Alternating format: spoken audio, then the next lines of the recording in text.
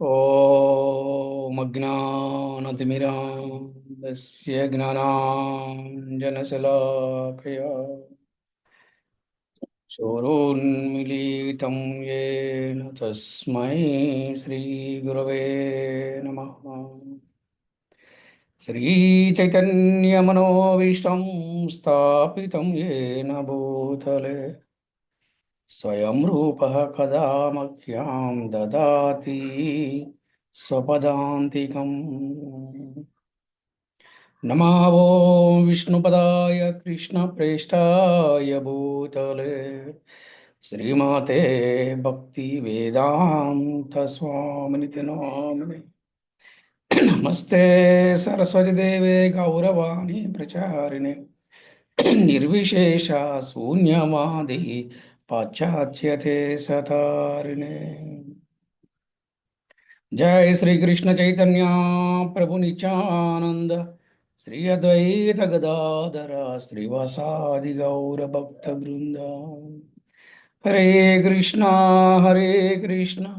कृष्ण कृष्णा हरे हरे, हरे हरे राम राम राम हरे हरे।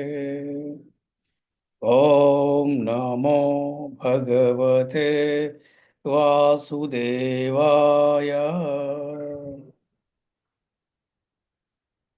ॐ ॐ नमो भगवते भगवते वासुदेवाय। वासुदेवाय। ओम नमो भगवते वासुदेवाय। ॐ नमो भगवते वासुदेवाय। वासुदेवाय। ओम नमो भगवते वासुदेवाय। ॐ नमो भगवते वासुदेवाय। హరే కృష్ణ. అందరికీ శ్రీకృష్ణ శుభమస్తు. అలాగే ఆంగ్ల నూతన సంవత్సర శుభాకాంక్షలు. ఈనాటి క్లాసుకు చేసిన భక్తులందరికీ కూడా ఆత్మీయ ఆహ్వానం పలుకుతున్నాము. హరే కృష్ణ. ఈరోజు మనము సెషన్ 85లో మనము 17వ అధ్యాయంలో 1వ శ్లోకం నుంచి 6వ శ్లోకం వరకు ఈరోజు మనం క్లాస్ చెప్పుకుంటాం. ఈరోజు మన క్లాసులో ముఖ్యమైన అంశం ఏమిటంటే పూజా విధానం ఏమిటి, అంటే ఏ విధంగా భగవంతుడికి పూజ చేయాలి, వాటి విధి విధానాలు ఏంటి, వాటి నియమ నిబంధనలు ఏంటి అనే దాని గురించి ఈరోజు మన ముఖ్యమైన అంశము. అర్జునుడు అడుగుతున్నాడు శ్రీకృష్ణ భగవానుడిని. శ్రీకృష్ణ భగవాన్ అర్జునుడు చెప్తున్నాడు వారి యొక్క సంభాషణ ఎలా ఉంది అనే దాని గురించి ఈరోజు మనం తెలుసుకుందాం. పూజా విధానం ఏమిటి, శాస్త్రపరంగా నియమ నిబంధనలు పాటించకుండా పూజ చేస్తే వారిని ఏమంటారు, వారు ఎక్కడికి వెళ్తారు, శాస్త్ర పరంగా నియమ నిబంధనలు పాటించి పూజ చేస్తే వారిని ఏమంటారు, వారు ఎక్కడికి వెళ్తారు, వారికి ఎటువంటి గుణాలు ఉంటాయి అనే విషయాలన్నీ కూడా ఈరోజు మనము క్లుప్తంగా మనము చర్చించుకునే ప్రయత్నం చేద్దాము. ఓకే, సరే. ముందుగా మరి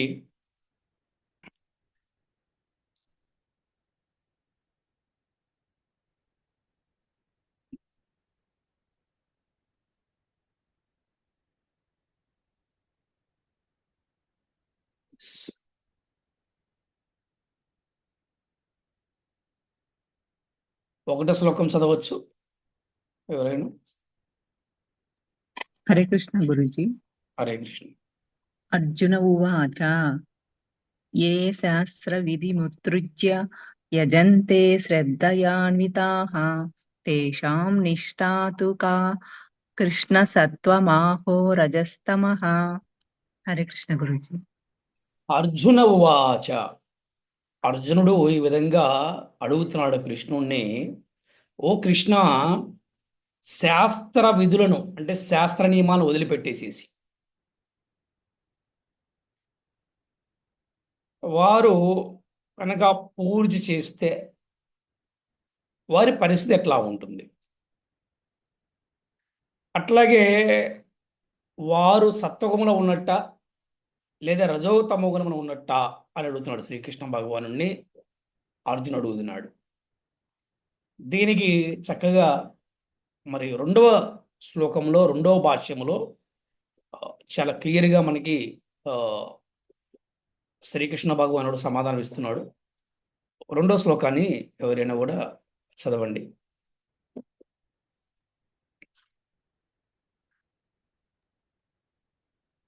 హరే కృష్ణ గురుజీ. హరే కృష్ణ. శ్రీ శ్రీ భగవాన్ ఉవాచ. భగవాన్ ఉవాచ త్రివిధా భవతి శ్రద్ధా దేహీనాం సా స్వభావచ సాత్వికి రాజసి చైవ తామసి చేతి తాం శృణు. ఆ శ్రీ భగవానువాచ, శ్రీ భగవానుడు ఇలాగా చెప్తున్నాడు. ప్రతి ఒక్క మానవుడు కూడా తన సహజ సిద్ధమైనటువంటి శ్రద్ధా విశ్వాసంతో జన్మిస్తాడు. ఇది సాత్వికము, రాజసము లేదా తామసం అనే 3 విధాలుగా ఉండొచ్చు. అంటే ఏంటి? సత్వగుణము, రజోగుణము, తమోగుణం అని 3 విధాలుగా ఉండవచ్చు. ఇప్పుడు ఇక ఈ విషయాన్ని నీకు చక్కగా వివరిస్తాను, వినుము అని చెప్తున్నాను. ఒక్కసారి దీని గురించి మనకి శ్రీల ప్రభుపాదుల వారు భాష్యం విమర్శించి ఒకసారి మనం చూద్దాము. హరే కృష్ణ గురూజీ. పద్మావతి గురూజీ. పద్మావతి, మీరు భాష్యం చదవండి అమ్మా. సో ఇక్కడ ప్రతి ఒక్క మనిషి కూడా ఈ భౌతికమైన ప్రపంచంలో జన్మ తీసుకున్నప్పుడు ప్రకృతికి అనుగుణంగా ఈ ప్రకృతి పరంగా ఈ 3 గుణాలు ఉంటాయి మనిషికి. అంటే ఒకరికి సత్వగుణము, ఇంకోటి రజోగుణము, ఇంకోటి తమో గుణము. వీళ్ళు ఈ గుణాలకి వీరు లొంగి ఉండవలసి ఉంటుంది అనమాట. అంటే గుణాలకి వీళ్ళు లొంగి ఉంటారు. ఏదో గుణాన్ని వారు తప్పకుండా తీసుకుంటారు, ఎవరు? భౌతికంగా. దాని గురించి ఒకసారి మనము డీటెయిల్గా చాలా చక్కగా మనకి 2వ శ్లోకం నుండి భాష్యము ఒకసారి పద్మ చదువుతుంది, చదవండి తల్లి. శ్రీల ప్రభుపాదు వారి భాష్యంకి జై. శ్రీల గురుదేవ్కి జై. శాస్త్రము నందలి నియమ నిబంధనలు నెరిగినను బద్ధకము లేదా సోమరితనము కారణంగా వాన్ని అనుసరింపని వారు భౌతిక ప్రకృతి గుణములకు అధీనులై ఉండురు. సత్వ రజోస్తమో గుణములకు సంబంధించిన తమ పూర్వ కర్మలను అనుసరించి జీవులు ప్రత్యేక గుణ స్వభావమును పొందుదురు. ఇక్కడ చాలా ఇంపార్టెంట్. ఇక ఏం చెప్తారంటే, శాస్త్ర విధిని మనం తెలిసి కూడా ఎవరైతే బద్ధకంతో, సోమర్ధనంతో ఎవరైతే త్యజిస్తారో వాళ్ళేంటి? ఈ ప్రకృతి గుణాలకు వాళ్ళ ప్రభావితం అయ్యారని అర్థం. అయితే వీళ్ళ పూర్వజన్మలో ఏమైతే కర్మలు చేశారో ఆ కర్మలను బట్టి ఈ జన్మలో వారికి ఒక గుణం ఉంటుంది. వాడి సత్వగుణమా, రజోగుణమా, అలాగే సత్వగుణమా, రజోగుణమా, తమోగుణమా అనేది ఒకటి ఉంటుంది. ఎలాగా? పూర్వజన్మ ఏ కర్మ చేస్తే ఆ కర్మ ఫలితాన్ని ఈ జన్మలో అనుభవించాలి. దీన్నే మనం కర్మ సిద్ధాంతం అంటాం. అందుకనే మనము ఈరోజు కూడా మన టెంపుల్లో క్లాస్ చెప్పుకున్నాం. ఏంటంటే, ఒక వ్యక్తి మంచివాడు చెడ్డవాడు చెప్పడానికి లేదు. ఎందుకంటే ఒక వ్యక్తి కొంతకాలం మంచిగా ఉండొచ్చు, ఇంకొంతకాలం చెడుగా ప్రవర్తించవచ్చు. కేవలం ఇది ఏంటి అంటే కర్మ సిద్ధాంతం గురించి మనం చెప్పుకోవాలి, కానీ వాడు మంచివాడు చెడ్డవాడిని మనం జస్టిఫై చేయలేమన్నమాట. అట్లాగే అంటే ప్రతి ఒక్క మానవుడు కూడా పూర్వజన్మలో ఉన్నటువంటి కర్మానుసారము వారు ఈ యొక్క జన్మలో ఒక ప్రత్యేకమైన గుణముతో వాడు జీవిస్తూ ఉంటాడు. కంటిన్యూ చేయండి అమ్మా. వివిధ ప్రకృతి త్రిగుణములతో జీవనకు గల ఈ సంపర్కము నిరంతరముగా కొనసాగుతూనే ఉన్నది. ఇలాగా జన్మ, మృత్యు, జరావ్యాధి, జన్మించటం, మళ్ళీ మరణించడం, మళ్ళీ రోగాలు తెచ్చుకుంటాం. జన్మిస్తాడు, రోగాలతో అనుభవిస్తాడు, మళ్ళీ మరణిస్తాడు. ఎందుకంటే ఈ ప్రకృతి గుణాలకి వాడు లోనే ఉంటాడు కాబట్టి. అంటే చెడు కర్మలు, పాపకర్మలు, భగవంతుడితో సంబంధం లేకుండా ఉండటం, భగవంతుడు ఏ విధంగా పూజ చేయాలో తెలిసి కూడా దాన్ని అసలు చేయటం, తెలవక చేసిన వాడికి ఒక తప్పు తెలిసి చేసిన వాడు ఇంకా తప్పు ఎక్కువ అనమాట. ఈ విధంగా మీరు జనన మరణ చక్రాల్లో తిరుగుతూ ఉండాలి. ఇలాగ అనంతకాలముగా జరుగుతూనే ఉంటుంది. కంటిన్యూ. ఆ, జీవుడు అట్టి భౌతిక ప్రకృతితో సంపర్కము కలిగి ఉండుటచే వానితో తనకు గల గుణ సంబంధములను అనుసరించి వివిధములైన మనస్తత్వములను పొందుచుండును. కాని అతడు ప్రామాణిక ఆధ్యాత్మిక ఆచార్యుని సాంగత్యమును పొంది అతనిచే విధింపబడిన శాస్త్ర నిబంధనలను అనుసరించి వాడు ఈ గుణ స్వభావమును మార్చుకొనగలడు. చూసారా? అంటే నీవు పూర్వజన్మలో ఎటువంటి పాపకర్మ చేసినా, ఈ ప్రస్తుత జన్మలో నువ్వు ఎటువంటి నీచమైనటువంటి కులములో పుట్టినా, నీచమైనటువంటి ప్రవర్తన ఉన్నా కూడా ఈ యొక్క జన్మలో నువ్వు ఎటువంటి నీచాతి నిజంగా జీవిస్తున్నా కూడా ఒక ఆధ్యాత్మిక గురువును స్వీకరించి వారి సాంగత్యం పొంది శాస్త్ర నియమాలను కనుక నువ్వు శాస్త్ర నియమాలను పాటిస్తే నీ యొక్క గుణ స్వభావాన్ని మార్చుకోవచ్చని శాస్త్రం చెప్తుంది. అంటే ఫర్ ఎగ్జాంపుల్ వాడు ఎప్పుడు కూడా తమో గుణంలో ఉన్నాడు అనుకోండి, ఎవరో ఇంటి పక్కన వాడో ఎవరో వాడిని గుడికి తీసుకొచ్చారు, తప్పకుండా క్రమేపీ అతనిలో మార్పు వస్తుంది. ఎలాగా? అక్కడ గుడికి వెళ్ళటం వల్ల, అక్కడ ఎవరన్నా గురువుని కలుసుకుంటాం వల్ల, అక్కడ ఈ యొక్క ప్రవచనాలు వినటం వల్ల, అక్కడ భగవంతుడి యొక్క దర్శనము, భగవంతుడి యొక్క ప్రసాదము, భగవంతుడి సంకీర్తన, భక్తుల సాంగత్యం వల్ల అతను ఎటువంటి గుణమన్నా కూడా వాడు, అంటే తమో గుణం ఉన్నవాడైనా రజోగుణం ఉన్నవాడైనా కూడా ఆఖరి సత్వగుణం ఉన్నవాడైనా సరే శుద్ధ సత్వగుణానికి స్థాయికి రాగలుగుతాడు. ఇది ఎలాగ సాధ్యపడుతుంది? కేవలము ఆధ్యాత్మిక గురువుని స్వీకరించడం వల్ల. ఇప్పుడు అసలు పాయింట్కి వద్దాం. పూజా విధానం ఏమిటంటే, ఆధ్యాత్మిక గురువు యొక్క సలహా లేకుండా, సూచన లేకుండా దీపం కూడా పెట్టకూడదని మనం గతంలో కూడా చాలాసార్లు చెప్పుకున్నాం క్లాసులో. గుర్తుందా మీకు ఎవరికైనా? కదా? అదే ఇవాళ భగవద్గీతలో కూడా చెప్తున్నారు అన్నమాట. అంటే ఆధ్యాత్మిక గురువు యొక్క సలహా లేకుండా దీపం కూడా పెట్టద్దని చెప్తారు. అంటే ఏంటి? దీపం పెడతాం తప్పని కాదు, రకరకాలు చెప్తూ ఉంటారు. కొబ్బరి నూనె పెట్టండి, నువ్వుల నూనె పెట్టండి, ఆవు నెయ్యి పెట్టండి, లేకపోతే ఇంకొక నూనె పెట్టండి, రకరకాల జిల్లెడు ఒత్తులు పెట్టండి, దూది ఒత్తులు పెట్టండి, నల్ల ఒత్తులు పెట్టండి, ఎర్ర ఒత్తులు పెట్టండి, బులిగొత్తులు పెట్టండి, ఈ రకరకాలు చెప్తూ ఉంటారు. అలాగే మనకి మాంసాహారం తినటం తప్పేంటండి? ఎవరు చెప్పారండి? వేదాల్లో ఉంది కదా, రాముడు తినలేదా, కృష్ణుడు తినలేదా అని వీళ్ళని సమర్థించడానికి ప్రయత్నిస్తూ ఉంటారు. ఈ రకంగా చేసే పూజా విధానం ఎప్పటికీ కూడా మంచి పద్ధతి కాదు. ఈ రకంగా చేసే పూజా విధానం వాళ్ళని ఏమన్నారంటే రాక్షసులు అన్నారు. అంటే ఆధ్యాత్మిక గురువు ఒక సలహా లేకుండా వారికి తోచిన విధంగా పూజ చేసేవాడిని, శాస్త్ర నియమాల్ని పాటించిన వారిని వీరిని ఏమన్నారు? రాక్షసులతో పోల్చారు. వీరి గుణాలు అసురీ గుణాలు అన్నారనమాట. అలా కాకుండా ఒక ప్రామాణిక ఆధ్యాత్మిక గురువును స్వీకరించి వారి యొక్క సలహాలు సూచనల మేరకు ఎవరైతే భగవంతుడికి దీప ధూప నైవేద్యాలు అర్పిస్తూ తన జీవితాన్ని సాగిస్తారో వారికి దైవీ గుణాలు ఉన్నట్టు లెక్క, వారికి దైవీ స్వభావం ఉన్నట్టు లెక్క అన్నమాట. వీళ్ళని ఎవరితో పోల్చారంటే దేవతలతో పోల్చారు. అందుకని ప్రతి ఒక్కరిలో మార్పు రావాలి అంటే, ప్రతి ఒక్కరు కూడా ఎవరి జీవితాన్ని వారు బాగు చేసుకోవాలి అనుకుంటే గనక వారు ముందుగా ఆధ్యాత్మిక గురువుని స్వీకరించాలి. అందరూ అంటుంటారు కదా, లైఫ్ ఈజ్ బ్యూటిఫుల్ కదా, life is beautiful, life is బ్యూటిఫులే. జీవితం అందమైంది. ఎప్పుడు నీ జీవితం అందంగా ఉంటుందంటే, మనం ఎప్పుడైతే భగవంతుడు ఏ విధంగా జీవించమన్నాడో ఆ విధంగా మనం జీవించినప్పుడే మన జీవితం నిజంగా అందంగా ఉంటుంది, నిత్యము అందంగా ఉంటుంది. మేబీ కొంతకాలం అందం వచ్చి మళ్ళీ అది ఆరిపోవచ్చు.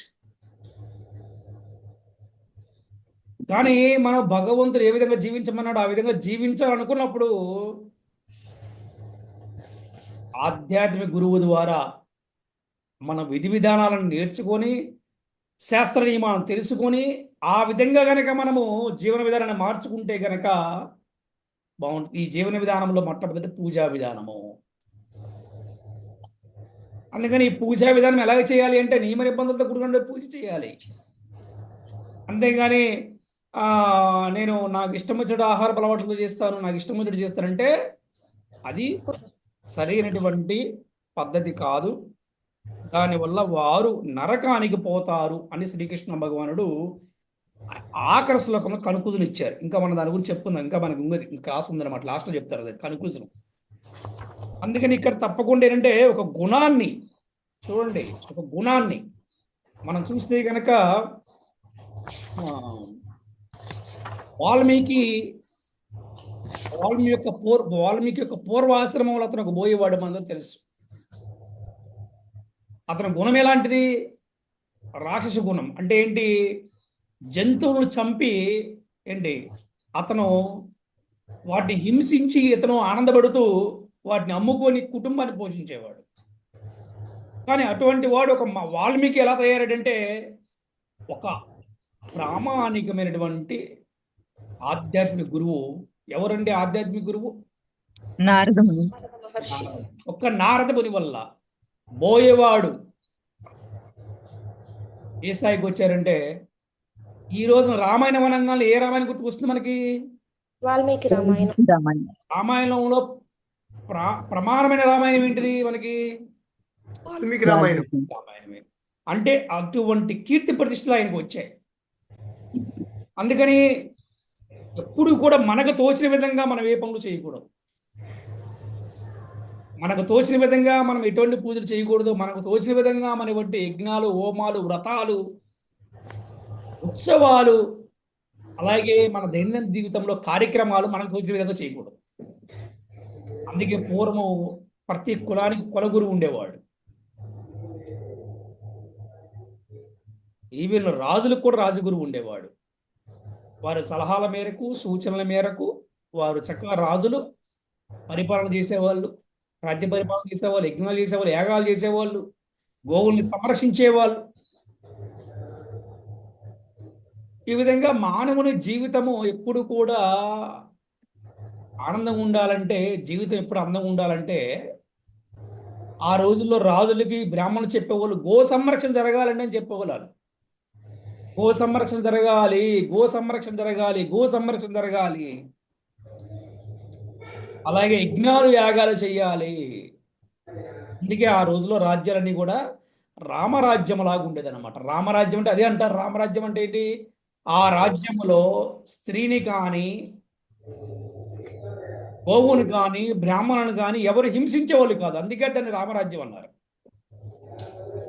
కానీ ఇప్పుడు వ్యతిరేకంగా వీళ్ళ ముగ్గురే అందరూ టార్గెట్ అయ్యారు. అందుకే ఇప్పుడు రామరాజ్యం అంటే కాదు, ఇది రావణ రాజ్యం.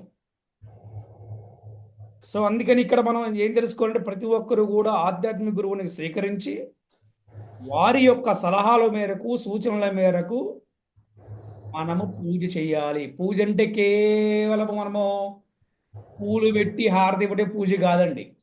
అసలు పూజ అంటే ఏంటి తెలుసుకోవాలి. పూజ అంటే ఏంటి అంటే భగవంతుడి ద్వారా మనకి అన్ని వస్తున్నాయి కాబట్టి భగవంతుడి కృతజ్ఞతాభావముతోటి, ప్రేమపూర్వకంతో మనము శ్రద్ధాభక్తులతో ఆయనకి మనం సేవ చేయటమే పూజ. ఇది తెలుసుకోవాలి. అలాగే ఒక అతిథికి మనం ఎప్పుడైతే మన ఇంటికి వచ్చిన అతిథికి మనము ఏ విధంగా అయితే వారికి నచ్చిన విధంగా మనం సేవ చేస్తామో, అంటే వారికి నచ్చిన ఆహారాన్ని మనం వండుతాం. అంటే ప్రశ్న, మన దగ్గర ఉన్నది పెడతారా లేకపోతే అతిథికి నచ్చిన ఆహారం పెడతారా? ఎవరైనా చెప్పండి మన క్లాస్లో. పెడతాం గురూజీ. అమ్మా మనకున్న ఆహారమే పెడతాం గురూజీ. లేదమ్మా, స్వామికి నచ్చింది పెడతాం గురుజీ. స్వామికి కాదండి, మన ఇంటికి వచ్చిన అతిథికి. మన ఇంటికి వచ్చిన అతిథిగా తనకి ఇష్టం ఏదైతే నచ్చుతుందో అది పెడతాం. అతిథికి ఏది ఇష్టమో అది పెడతాం. అది తెలుసుకొని పెడతాం. పూజ అంటే ఏంటి? భగవంతుడికి మనం సేవ చేస్తున్నాం, అది పూజ అంటే. అప్పుడేం చేయాలి? భగవంతుడికి ఏ విధంగా సేవ చేస్తే ఇష్టమో ఆ విధంగానే సేవ చేయాలి. అందుకే భగవంతుడికి పూలు అంటే ఇష్టం, ఆయనకి పూలు అర్పిస్తాం. అర్థమైందా? అలాగే ఒక మంచి ఆహారాన్ని మనం తయారు చేసి ఆయనకి నైవేద్యం పెడతాం. ఆ నైవేద్యాన్ని మనం కూడా ప్రసాదంగా తీసుకుంటాం, హారతిస్తాం. స్వామివారికి ఇచ్చిన హారతిని మనం కళ్ళగద్దుకుంటాం. అంటే స్వామివారి దివ్యమైన శక్తి మనకు కూడా వస్తుందని. ఆ ప్రసాదం తీసుకుంటాం వల్ల, ఆ ఉచ్చిష్టం వల్ల మనకు కూడా శక్తి వస్తుందని, మన పాపాలు హరించిపోతాయని. స్వామివారు అర్పించిన జలాన్ని మనమే చల్లుతారు, మనం కూడా పవిత్రం అయిపోతామని. స్వామివారు అర్పించిన సెంటు కూడా మనకి రాస్తారు. ముఖ్యంగా మన ఇస్కాన్ దేవాలయం ఉంటుంది సిస్టమ్, బయట ఎక్కడ కనపడదు. యాక్చువల్గా ఇది ఉంది, సనాతనమైందే ఇది యాక్చువల్గా. అది మనం ఇంకా పాటిస్తున్నాం. ఆ సెంటు మనకు కూడా పూస్తారు. ఎందుకంటే స్వామివారి యొక్క దివ్యమైనటువంటి అనుభూతి మనకు కూడా కలగడానికి. చూడండి, ఆ సెంటు కనుక ఇలా రాసుకుంటే మనలో ఒక వైబ్రేషన్ వస్తుంది, స్వామివారి పెట్టింది మనకని చెప్పేసి. ఇది పూజా విధానం అంటే.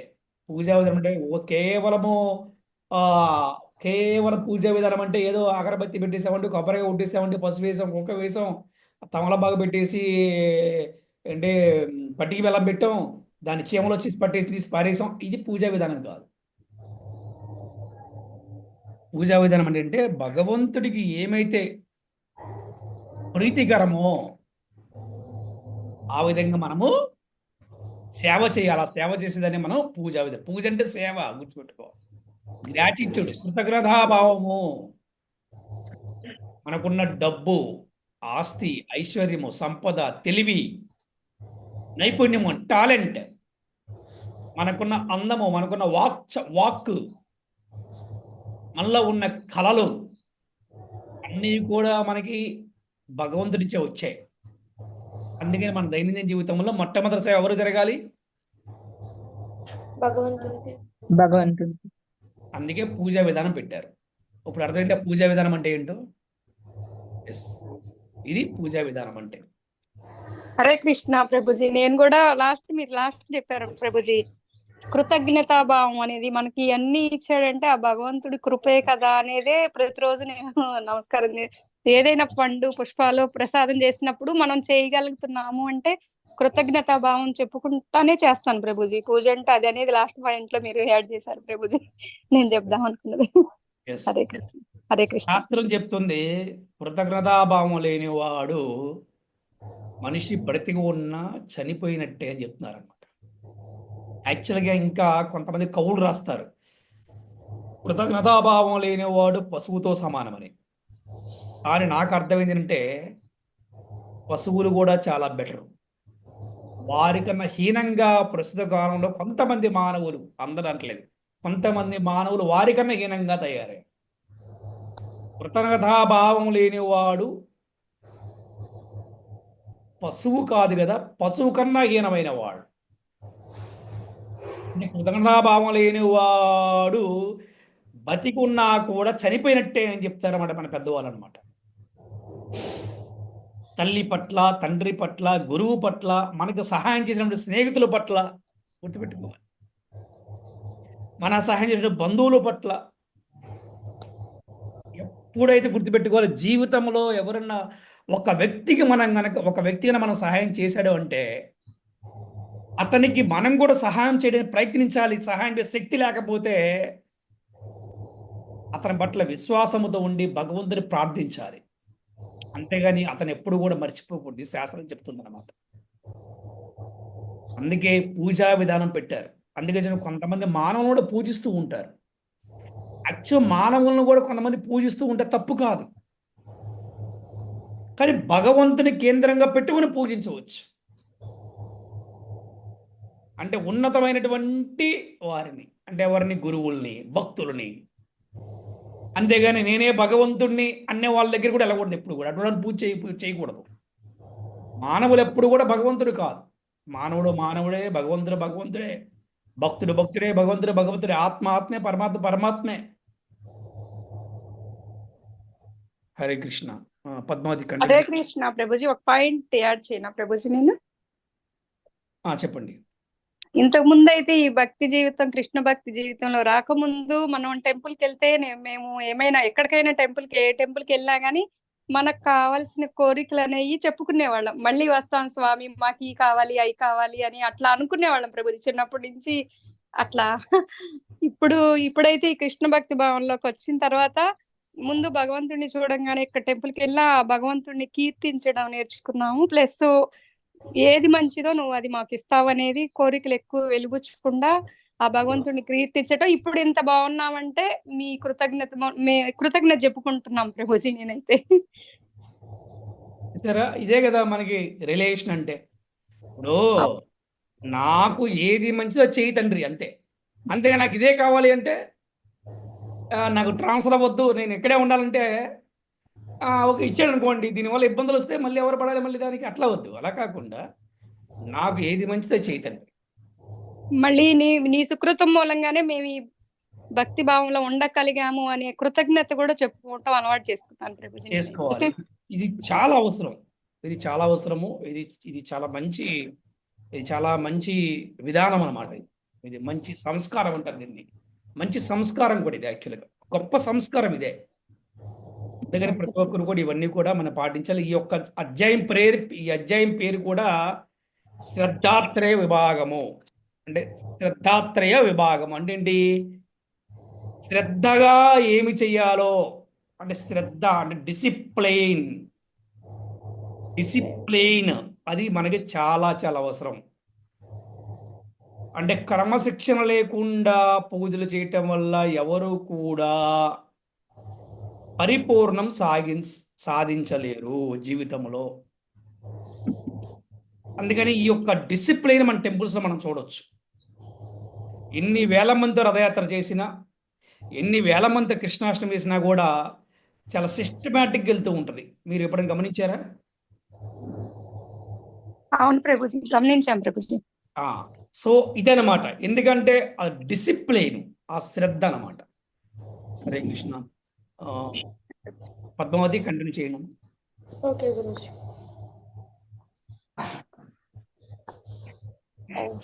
అనగా మానవుడు క్రమముగా తమో గుణము నుండి సత్వగుణమునకు గాని రజోగుణము నుండి సత్వగుణమునకు గాని తన స్థితిని మార్చుకొనవచ్చును. సారాంశం ఏమనగా ఏదేని ఒక ప్రత్యేక గుణమునందులి గుడ్డి విశ్వాసము మానవుని పరిపూర్ణ స్థితికి ఉద్ధరింపబడకు తోడ్పడజాలదు. ప్రామాణిక ఆధ్యాత్మిక ఆచార్యుని సాంగత్యమున అతడు తప్పక ప్రతి విషయమును శ్రద్ధ మరియు బుద్ధితో పరిశీలింపవలెను. ఆ విధముగా మానవుడు తన స్థితిని ఉన్నత ప్రకృతి గుణ స్వభావమునకు మార్చుకొనగలడు. హరే కృష్ణ గురూజీ. సో ఇక్కడ గుడ్డి నమ్మకం అనేది పనికిరాదు. ఇక్కడ గుడ్డి నమ్మకం అనేది బెస్ట్ ఎగ్జాంపుల్ చెప్తాను. ఎవరైతే ఈ జంతు బలులు ఇస్తూ ఈ రకరకాల కొంతమంది ఈ పూజలు చేస్తూ ఉంటారు సరే, వాళ్ళు చాలా గుడ్డి నమ్మకాలు తెలుతూ ఉంటారు. దానివల్ల జీవితంలో పతనమయ్యే అవకాశం ఉంటుంది అన్నమాట. అలా కాకుండా ప్రతి ఒక్కరు కూడా శ్రద్ధతో ప్రతి ఒక్క విషయాన్ని కూడా శ్రద్ధతో గురువు సమక్షమున పరిశీలించవలసి ఉండును. ఆ విధంగా అతడు తన స్థితిని ఉన్నత గుణానికి వెళ్తాడంట. అంటే సత్వగుణము కాదు, రజోగుణము కాదు, తమో గుణము కాదు, శుద్ధ సత్వగుణ స్థాయికి వెళ్తాడు. అతన్ని త్రిగుణాతీతుడు అంటారు, అంటే గుణాతీతుడు. అది ఆ స్థాయికి ప్రతి ఒక్కరు కూడా రావాలి. హరే కృష్ణ. పూజా విధానం ఏమిటి అనేది దాని గురించి మనం చక్కగా తెలుసుకున్నాం. హరే కృష్ణ. నెక్స్ట్ 3వ శ్లోకం ఎవరైనా చదవండి. హరే కృష్ణ ప్రభుజీ. హరే కృష్ణ గురుజీ. హరే కృష్ణ. నేను చదువుతాను గురుజీ. సత్వానురూప సర్వస్య శ్రద్ధా భవతి భారత, శ్రద్ధామయోయం పురుషోయో యచ్ఛుద్రః సా ఏవ సహ. అందరూ మానవులు తమ మనస్సు యొక్క స్వభావమునకు తగ్గట్టుగా శ్రద్ధా విశ్వాసములు కలిగి ఉంటారు. అందరికీ శ్రద్ధా విశ్వాసములు ఉంటాయి, మరియు వారి విశ్వాసం ఎట్టిదో అదే వారి వ్యక్తిత్వముగా ఉంటుంది.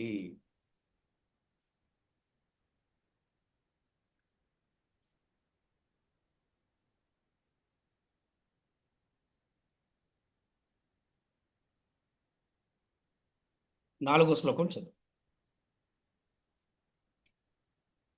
హరే కృష్ణ గురుజీ. యజంతే సాత్వికా దేవాన్ యక్షరాక్షసీ రాజసః ప్రేతాన్ భూతా గణంత్యస్నే యజంతే తామసా జనః. ఆ ఇక్కడ గుణాలను బట్టి వాళ్ళు ఎవరిని ఆరాధిస్తారు అని మనకి చాలా క్లియర్ చెప్తున్నారు. నేను గతంలో కూడా చెప్పాను.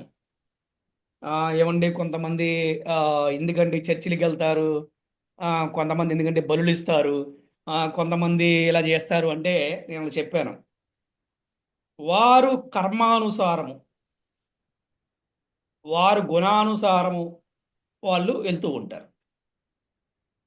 అది కూడా కర్మానుసారం వెళ్తుంటారు కదా, వాడు చేసుకునే కర్మ వారు కొన్ని గుణాన్ని బట్టి వాళ్ళు చేస్తూ ఉంటారు. దాన్ని ఇక్కడ కూడా చాలా క్లియర్గా చెప్తున్నారు ఈ రోజున శ్లోకంలో, 4వ శ్లోకంలో. సత్వగుణమున ఉండేవారు దేవతలను ఆరాధిస్తారు, రజయగుణములు ఉండేవారు యక్షులని రాక్షసులను పూజిస్తారు, తమోగుణములు ఉండేవారు భూత ప్రేతాలను ఆరాధిస్తారు. మరి ఇప్పుడు మానవులు అర్థం చేసుకోవాలి ఎవరు ఏ గుణములో ఉన్నారో. వారు ఎవరిని ఆరాధిస్తుంటే వారికి ఏ గుణం ఉందో కూడా చెక్ చేసుకోవాలి.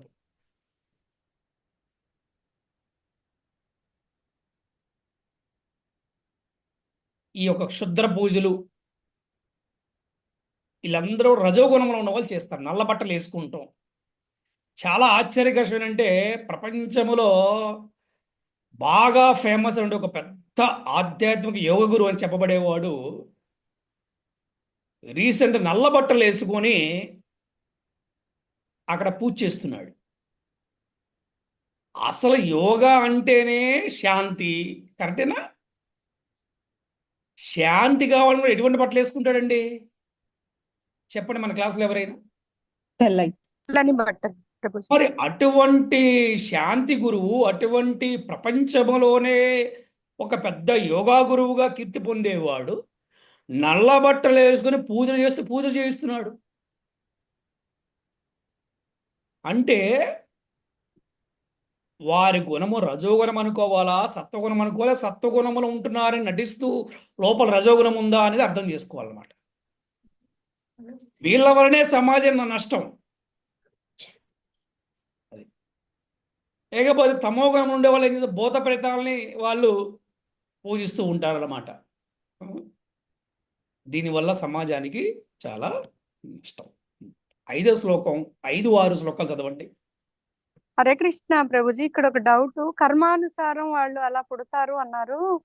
అంటే ఇప్పుడు జీసస్ కానీ ముస్లిమ్స్ అట్లా ఆయన వాళ్ళ అంటే వాళ్ళ కర్మానుసారమే ఆ మతంలో పుట్టినట్ట ప్రభుజీ? ఒక్క నిమిషం ఉండండి, ఒక్క నిమిషం.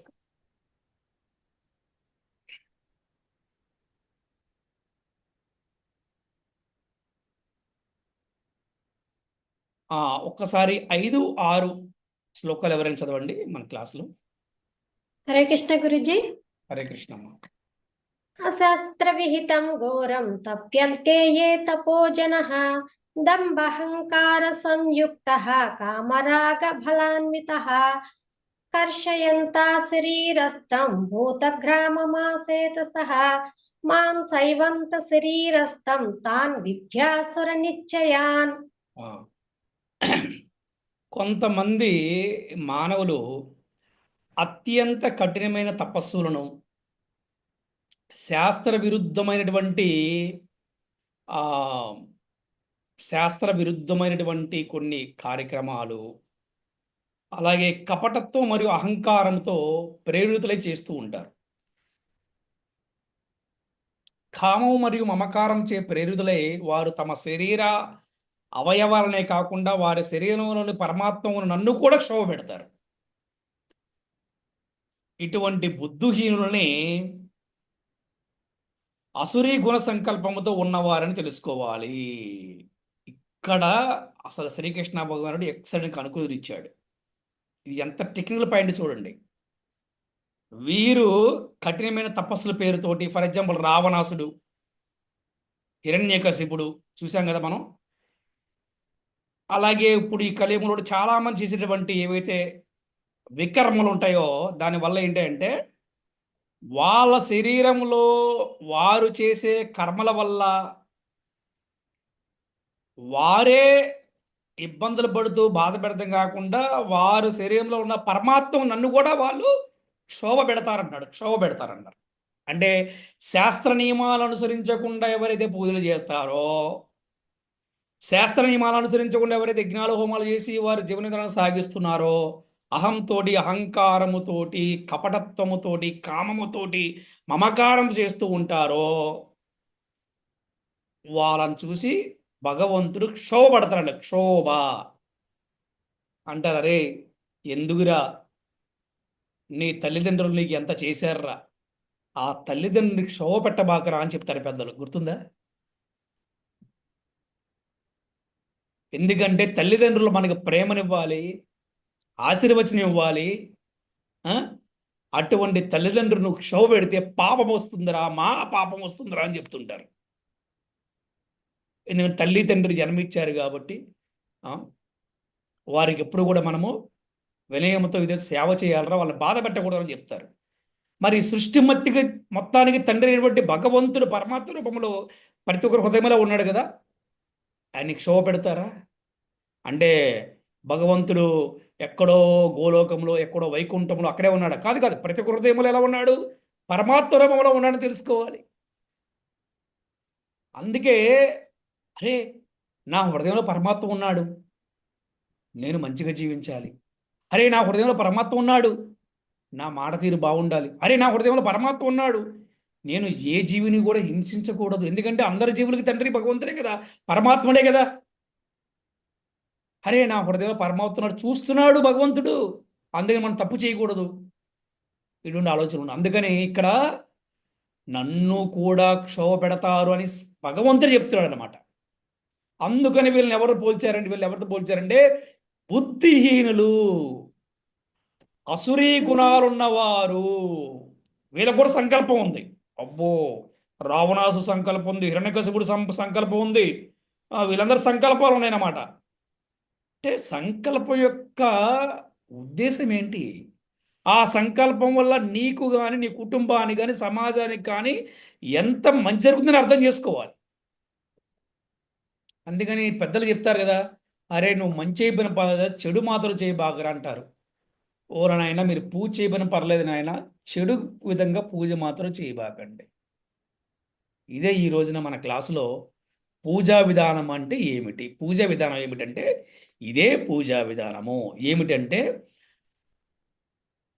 శాస్త్రపరంగా విధి విధానాలను, నియమ నిబంధనలు పాటిస్తూ పూజ చేయాలి. మరి విధి విధానాల వల్ల ఏమిటి?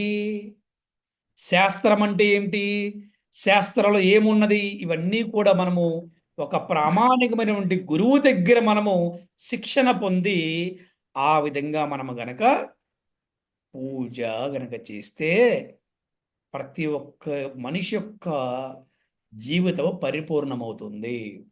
హరే కృష్ణ కృష్ణ కృష్ణ హరే హరే, హరే రామ రామ రామ హరే హరే. శ్రీల ప్రభుపాదికి జై, శ్రీల గురుదేవుకి జై. వాంఛాకల్పతరుభ్యశ్చ కృపా సింధుభ్యేవ చ పతితానాం పావనేభ్యో వైష్ణవేభ్యో నమో నమః. హరే కృష్ణ. ఈరోజు జరిగినటువంటి క్లాసులో మీలో ఎవరికైనా సందేహాలు ఉంటే అడగవచ్చు. అలాగే ఈరోజు జరిగినటువంటి క్లాసు ద్వారా మీరు ఏమి తెలుసుకున్నారో మీరు కూడా చెప్పవచ్చు. Hare Krishna.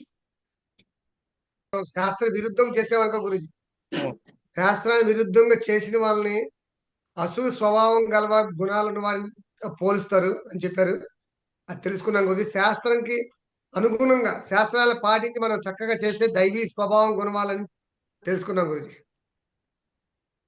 Very Hare good. Krishna Guruji. Hare Krishna. Doubt Guruji.